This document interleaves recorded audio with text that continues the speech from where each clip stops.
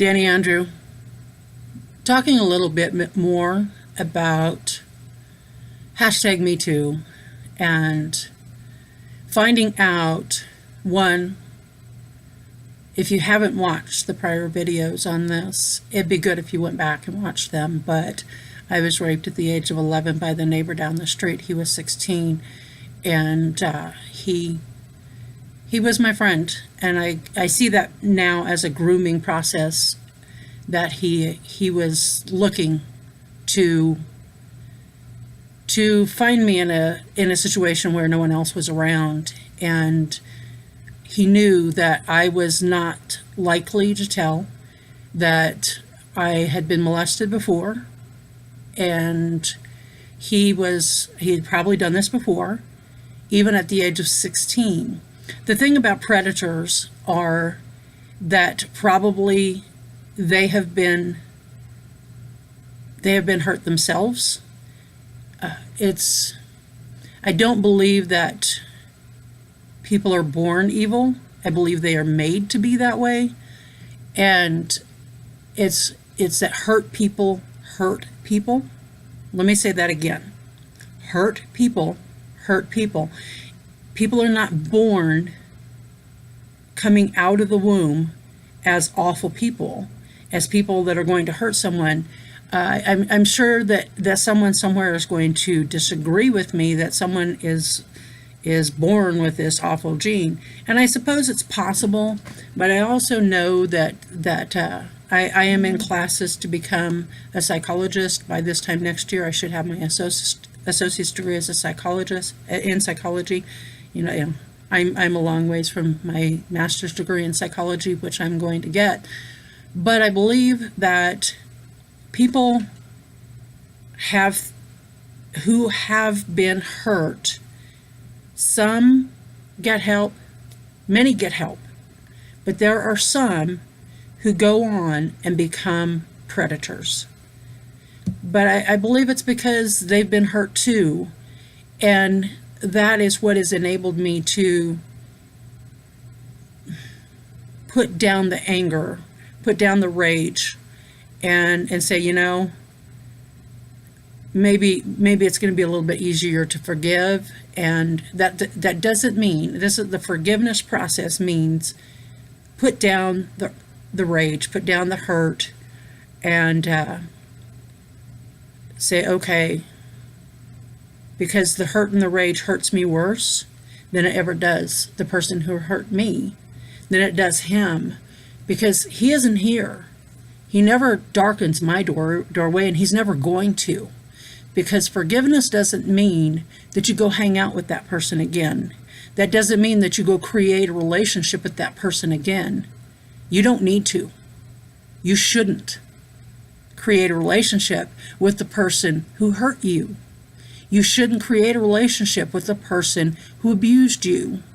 You shouldn't go create a relationship with the person who raped you. No, that's just craziness. That's the definition of insanity.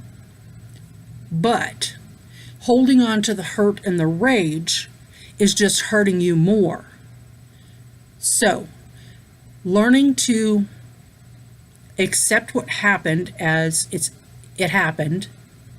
There's nothing I can do about it, but work on healing my hurt and my insides and letting it go and forgiving that person doesn't make it right, doesn't make it good. It means I'm going to let it go. I'm going to set that baggage on the curb and walk away and leave it there, because it was 43 years ago. I've carried this way too long. You don't understand how long this has. How many relationships this has destroyed because of what happened to me. How many relationships have been affected by it? Every relationship that I ever had was affected by what this 16-year-old boy did to me.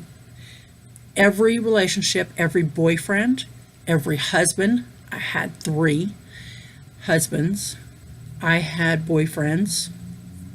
My children were affected by it because it affected me as a person. It affected me as a mother.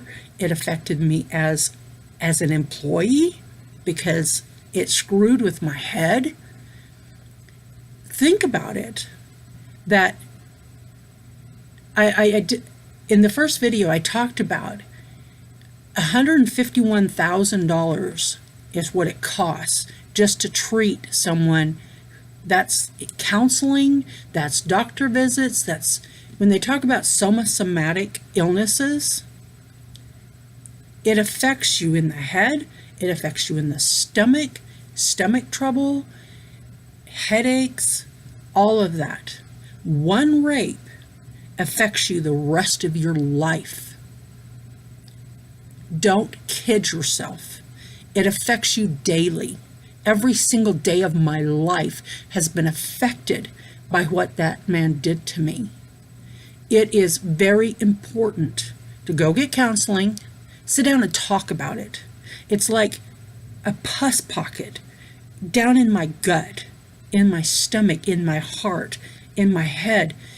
Go get counseling. 10 years of counseling. Can you imagine how much money was paid by my insurance company and by me just to deal with that one act by that one man? It's not funny. It's not a joke. Yes, it is about me. It was done to me one time in July of 1976. It is now October of 2018, and it still affects me. It's not a joke. It's not funny. And no, I didn't report it. Why? Why would I? I don't want to talk about it. I don't want to talk about it now. But I am, because there's somebody out there that needs to hear it.